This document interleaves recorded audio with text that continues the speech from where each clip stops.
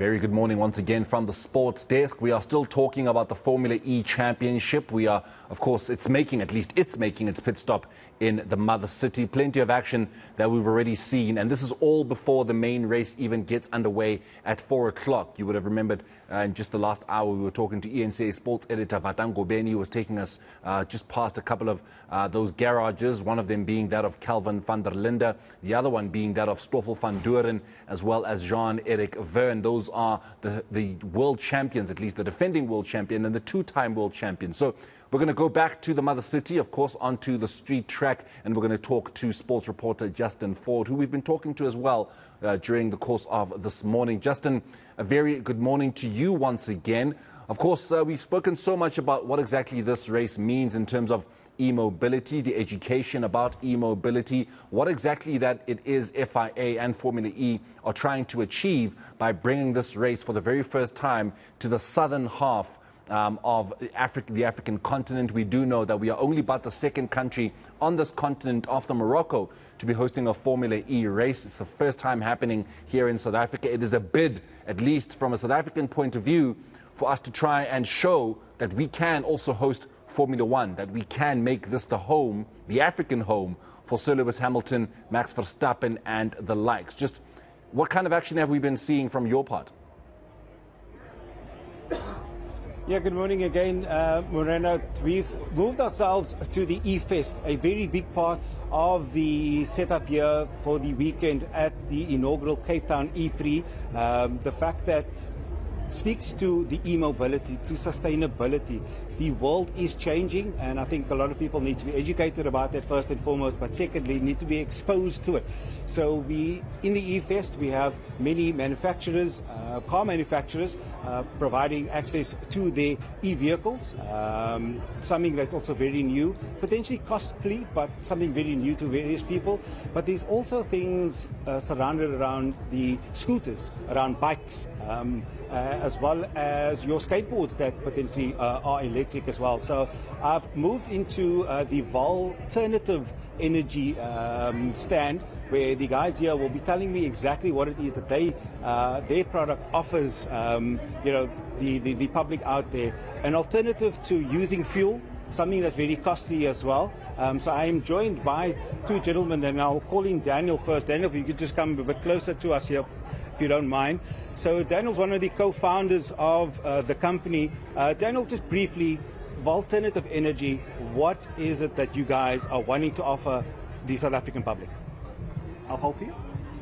Hello, South Africans. My name is Daniel Huang. I'm the co-founder and technology partner at Alternative Energy. We're bringing exciting renewable energy products and e-motorcycle products to the South Africa very soon.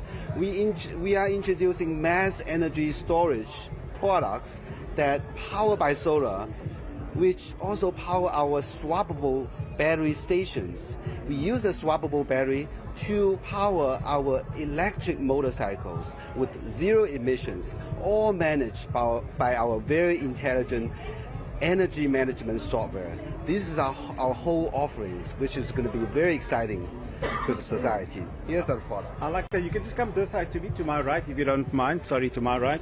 If the cameraman can just show us the actual motorcycle. So we have the usual bits and bobs around the motorcycle. I believe the battery's situated in there. If you can open up. Yeah. Do it. There you go. So the battery's inside. So in essence, I have a battery in here. Yep. I believe there's an app that speaks to me while I'm driving. Correct. Hopefully safely. That tells me when I need a charge and where I need to go to.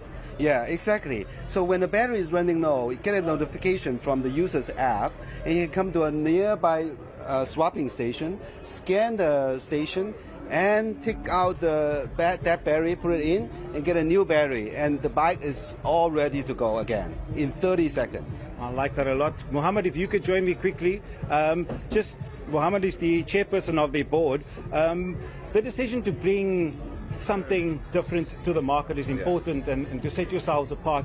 How different is this to other products that are already in the market and potentially are coming to the market as well? Okay, so because we are in the retail sector for the last 25 years in South Africa, we found the need for the last mile delivery sector to be what is the fastest growing sector in the world at the moment. So we looked at other electric bike solutions, and the range anxiety is the #1 problem. So what we've done is we've engaged with Daniel, who's the founder of this technology, and brought this product to South Africa. It's zero downtime, zero emissions, very smart technology in the battery and the software. I like that a lot. And last, before we end, I'm going to bring in Shahil Maharaj.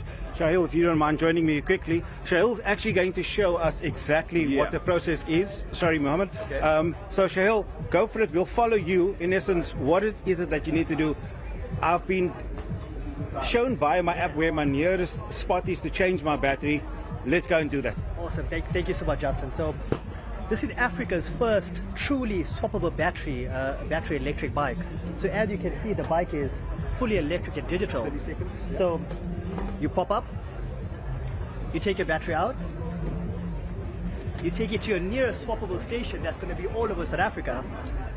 You got your app, you open up your app, you scan it,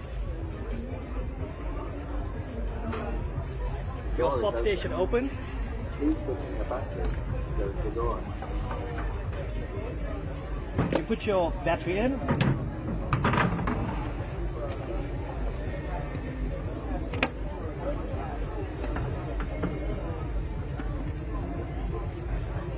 Successfully identified You close the it. battery.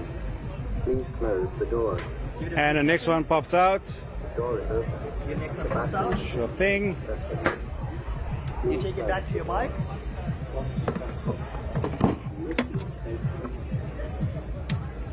You put it in, you close it, and you're ready to go.